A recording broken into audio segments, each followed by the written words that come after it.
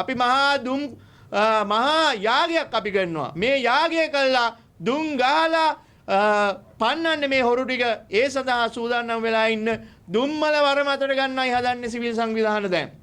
මොකද අපි මේක කියනවා කාගේවත් කනට ගන්න නැත්නම් අපි මේ ක්‍රමෙන් හරි මේ ප්‍රශ්නේ විසඳනවා කියන එකත් අපි මේ අවස්ථාවේ කියා සිටිනවා. ඒ විතරක් නෙමෙයි විදේශ සේවා නියුක්ති කාර්යාංශයේ සාමාන්‍ය අධිකාරීවරයා හොර චක්‍රලයක නිකුත් කළා මහා ගසා කෑම් කළා අර විදේශ රැකියාවට යන විදේශ සේවිකාවන් ඒ පුහුණුව ලබා දෙන්නේ නැතුව ඉක්මනට යවලා අත යටින් මුදල් අරගෙන චක්‍රලයක ගහලා ඒ වගේම අර කොරියා යන කොල්ලන්ගෙන් එක ටිකට් එකකට රුපියල් 50000 ගානේ වමට ගහලා තියෙනවා.